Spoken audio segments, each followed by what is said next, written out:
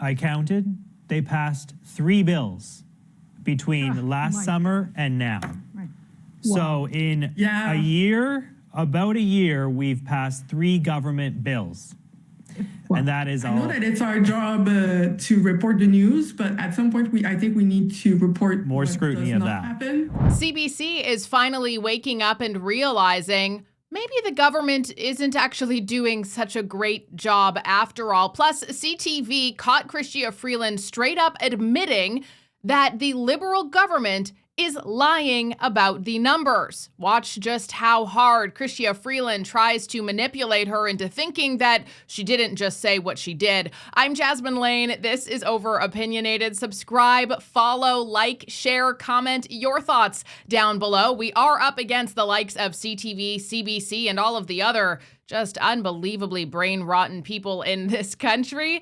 Also, Canada's border bill dropped, and as per usual, there's some very, very concerning things in this. But of course, you know, all of this government overreach, this control, it's always branded as your safety. We are going to really pick that apart because it is scary AF. And a Liberal crossed the floor to join the Conservatives. His reason? Honestly, I never thought I would hear that in my lifetime. So let's get into this. Us effectively doubling tariffs on steel and aluminum imports to a whopping 50%. But how do you think the Canadian government should respond? Well, I've highly recommended to the Prime Minister directly that we slap another 25% on top of our tariffs to equal President Trump's tariffs on our steel. You know, he has to start looking around the world at China and other locations that are taking Chinese steel and really stop the flow of steel. That's the problem. Canada is not the problem. Again, we purchased 30 billion with a B of steel off the U.S. And that's going to come to an end real quick. So Donald Trump had doubled the steel and aluminum tariffs, making them now at 50% for us here in Canada. Mark Carney, he was caught on his way into caucus this morning, where he said that Canada currently has retaliatory tariffs in place on $90 billion worth of U.S. goods. Goes on to say that they're taking some time and that they are in intensive discussions right now with the Americans on their trading relationship. You know, the one thing about this that I am very against counter tariffs. My gosh, do I ever wish Canada had a strong enough economy where we could do that and it would be a successful bargaining tool. But you quite literally, even right there, have Doug Ford, who in the same breath says Canada needs to double our tariffs to match that of the United States, but also tariffs are really detrimental and hurtful to your own industry and your own economy. What? Like that does not compute, because you are admitting, and two, Canada is the weaker economy of both countries. It doesn't need to be like that, but it is like that, largely due to Liberal government policies, of which many of those things, by the way, Stephen Harper was trying to get out of during his tenure. You can't have both there. It's either good for you or it's really bad for you. And it sounds like this is really bad for us. This is a battle that we are absolutely never going to win. And that puts us in a really unfortunate position because, yes, these tariffs are hurting us. Yes, our counter tariffs, what's remaining of them, is hurting us too. How much hurt can we actually withstand? Because in the long game, America wins. That's why everybody wants to make deals with America. That's why you have Melanie Joly so ridiculously bragging yesterday in the House of Commons that only Canada and China haven't partnered with the United States, and that makes us strong. No, I think that makes us stupid. This isn't about bending the knee. This isn't about anything like that. It's just about good diplomacy. It's about figuring out what's going on, figuring out what the future is, and actually doing something about that. Do you think it's likely that President Trump will back down once again once we start to see the impact of these tariffs on the markets and on the cost of products? I'm just hoping, for the sake of the American people, that I wouldn't say chickens out. I would just say let's come to our senses and start working together. We're so much stronger together. I propose the AMCAN Fortress, American Canadian Fortress, put a ring around it, and would all be more prosperous and safer and wealthier. That's what we need to do. We need to focus on that. opposed to constantly attacking. And we're the strongest ally, number one customer, as the U.S. is our number one customer.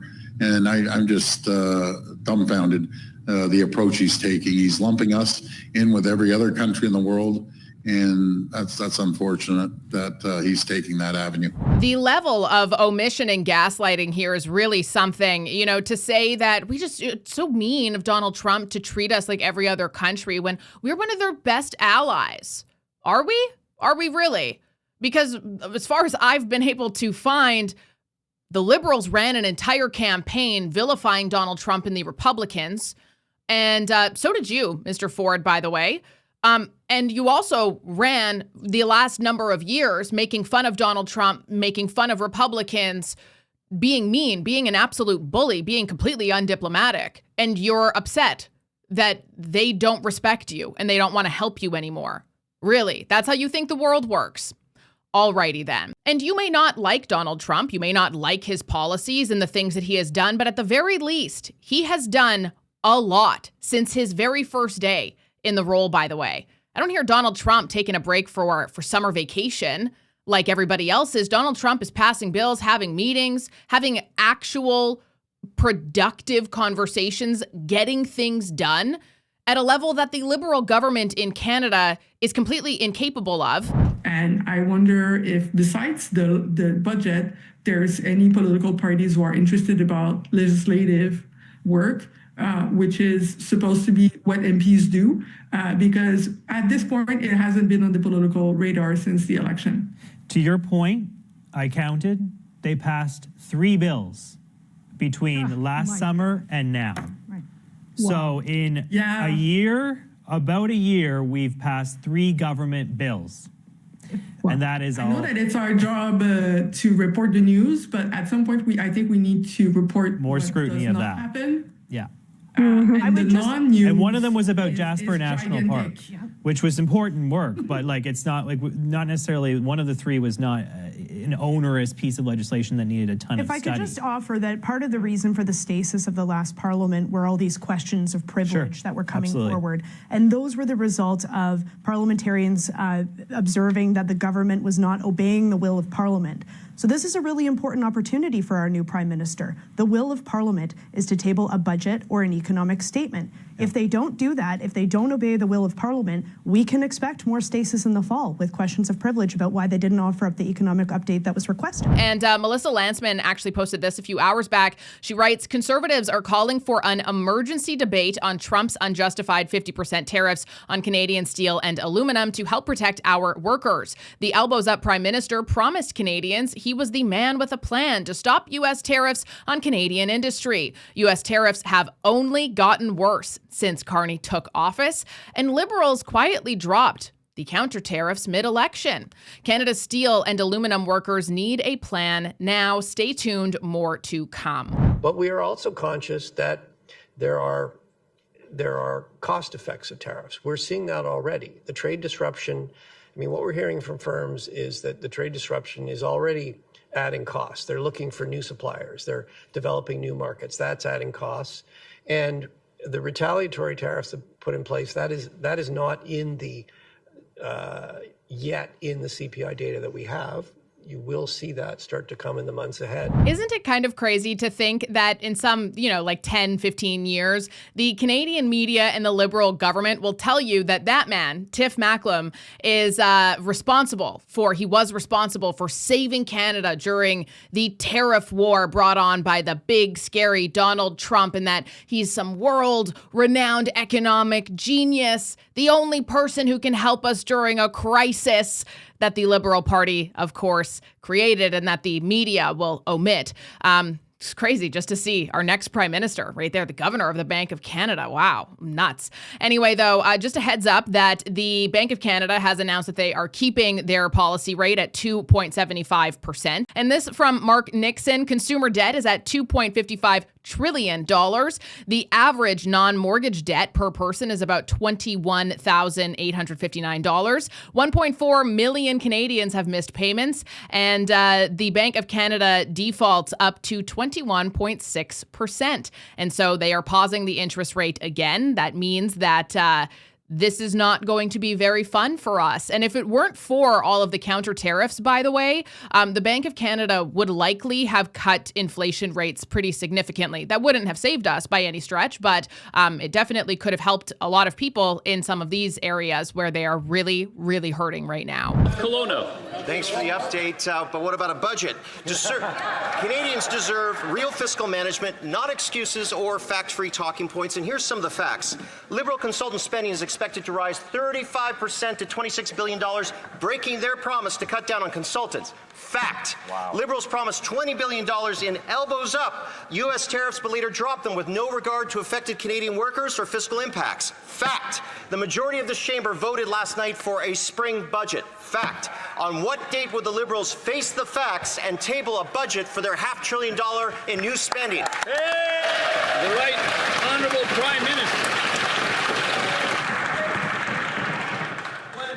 Mr. Speaker, the First Minister's agreed on a plan to build this great country, stand up to Donald Trump. Fact. That's right. Mr. Speaker, the Government of Canada is imposing tariffs that cause maximum impact on the United States, minimum impact on Canada. Fact. On over $60 billion of U.S. exports to Canada.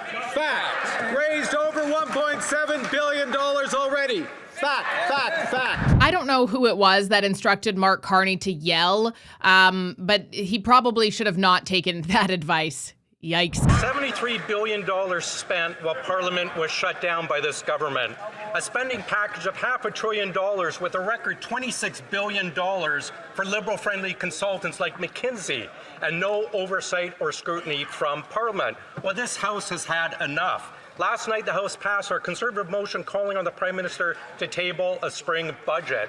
Will the Prime Minister respect the will of Parliament and table a budget immediately so Canadians in this Parliament can have the transparency we deserve?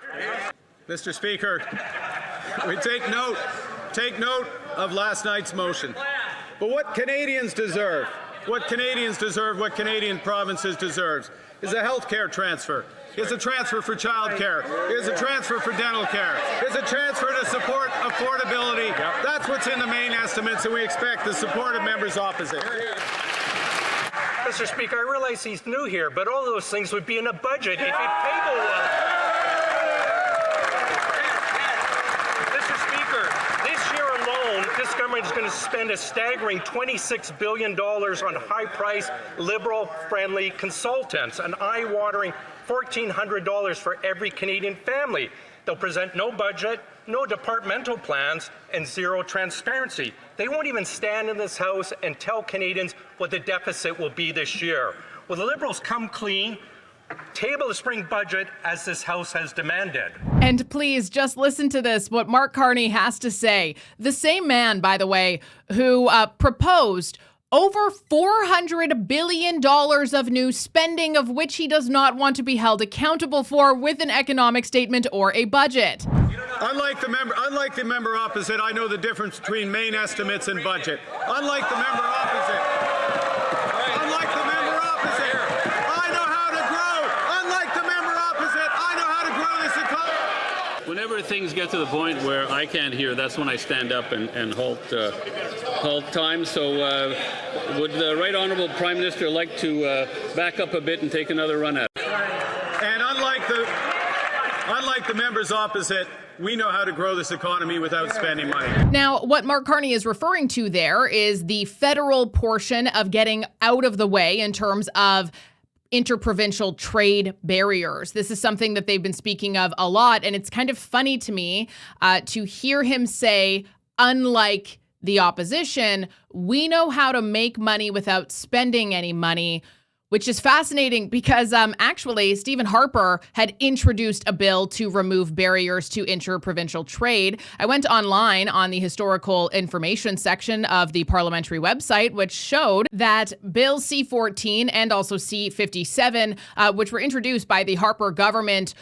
Yeah, they were at a standstill, never made it past a second reading, which is interesting. It really is. And the reason why that stalled actually was due to the Liberal opposition and the fact that under Michael Ignatieff, they quite literally would oppose anything the Conservatives did, even if they made a lot of sense. I do want to ask about that number and in particular what informs it, because the studies that I've read that come to the conclusion that that much can be added to the economy or that much economic activity can be generated include, for example, getting rid of barriers like supply management, which no federal party is in support of. Quebec clearly outlined on Friday they were not in support of that either. They've also pushed back on, for example, construction standards and harmonizing them. So is the impact really what your government is saying it's going to be, or is it going to be much less? So I did a roundtable, I think it was last week, with a group of the leading economists who study this issue, people like Trevor Tombe, Ryan Mnuchin, and then also some of the Bay Street Bank economists to talk about exactly this issue. And you're right. There are different estimates. Some economists, including Trevor, who did that IMF report, say it will add up to 4% to our GDP. Others, like CIBC, a little more conservative, they say it will be 1% of our GDP. But isn't the question of how much richer relevant to the conversation? The Prime Minister has not just said, in principle, everyone will be a bit better off. He said the economy will be transformed into the strongest in the G7. Like, the promise is a very specific one. And your government has said this is going to add $200 billion to the economy and kind of sold provinces and Canadians on that. And it's not necessarily the case because, for example, again, where it's not politically advantageous for everyone to get on board around supply management, nobody is, or getting rid of those barriers. Well, I actually disagree, Vashi. Like, the economic analysis behind the idea that lifting internal trade barriers will make Canada richer is incredibly robust. It's been published by the IMF. It has been confirmed by every single economist who has studied it. But it includes everything. Yeah. 1 in 4 is not the same amount. Like, it's a big difference. No, of course there's a difference, but 1% of GDP is a lot, too. And so I think it is tremendously important for us to recognize this is a big deal. This will add a lot to our economy. It will do it at a time when we need it. It doesn't cost us any money to do it. And the Canadians I talk to and the premiers that I have just spent the day with, they get it. It makes intuitive sense to have one economy, not 13, for Canadians to trust each other. I think we recognize that a nurse who works in Saskatchewan and is qualified there should be able to work on PEI. It's just, but it's okay for Quebec to keep protecting supply management? Well, actually, Vashi, as you know, supply management is a national program. It's not a provincial program. So this is concentrated in Ontario and Quebec, though. And Quebec is the one who said we're not going here. Actually, there are dairy farms across the country, and they all benefit from supply management. That's not a provincial program. It's a national program. Free trade in Canada is something that will make us all richer. It won't cost us any money. Very, very interesting to hear Chrystia Freeland, the former finance minister, admit that the numbers that they have been telling Canadians, that they have been selling Canadians to get on board with this, may very well not be correct, and they actually have no idea what the number will be. Quick little side note before we get into the next topic. This is some breaking news right now. Came out about 17 minutes ago, actually, from the time that I'm recording this, and it really sucks because I'm going to be done uploading this and everything before this information comes out, so we'll have to talk about it more tomorrow. But the interim NDP leader has said that the party will vote against the throne speech today. So what that means is that, in theory, if the Bloc and Conservatives also vote against the throne speech, then Carney will not have confidence of the House, Parliament will be dissolved, and another election will be called. And yet the throne speech doesn't even mention the words healthcare.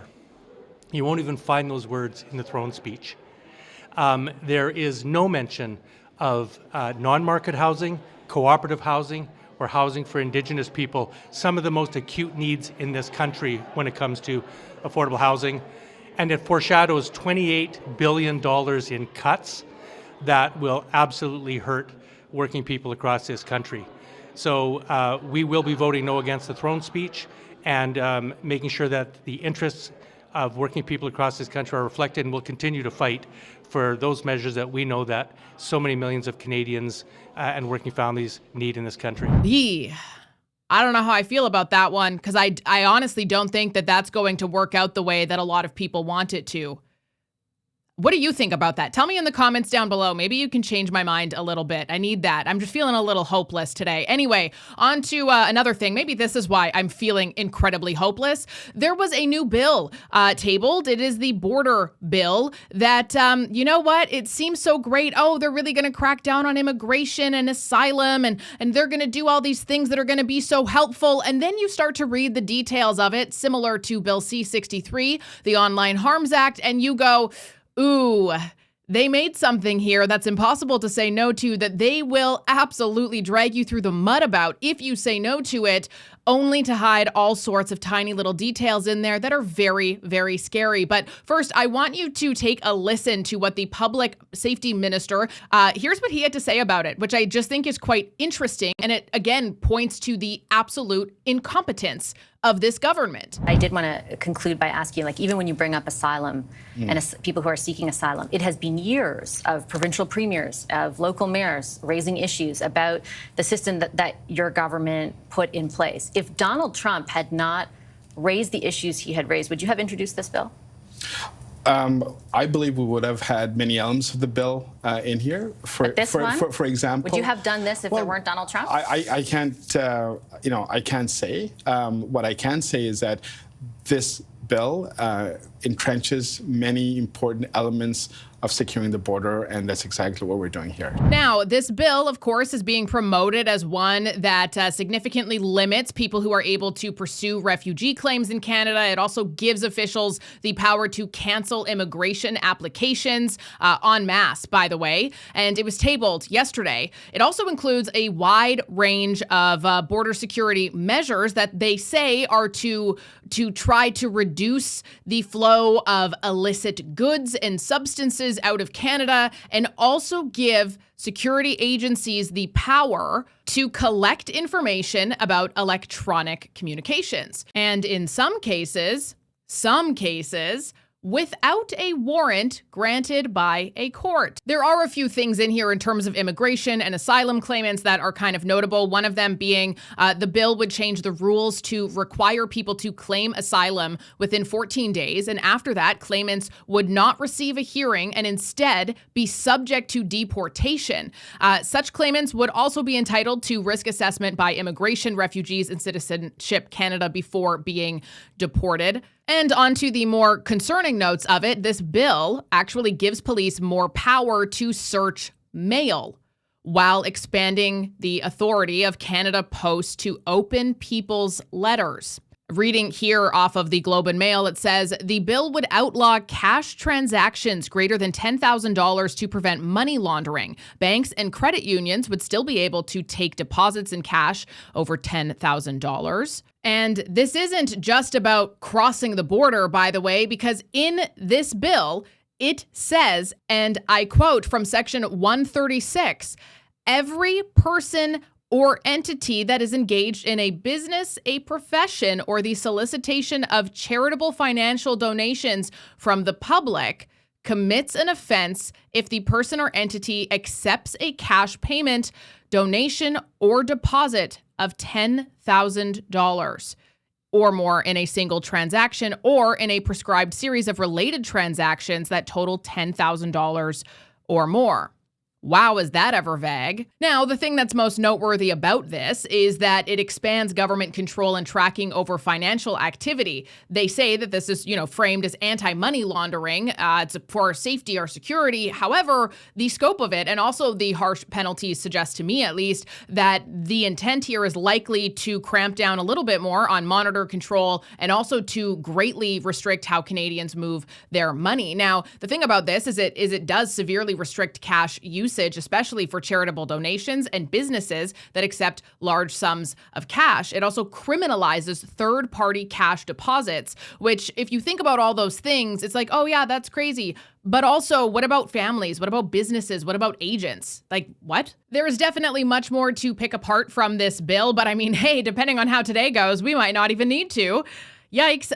Anyway, though, I wanted to close out with this because I just appreciate this story. So David Richards, who is a Trudeau-appointed senator from New Brunswick, crossed the floor to join the Conservatives. And in his letter announcing this decision, he says that he wants to be part of a strong team that stands up for Canadians.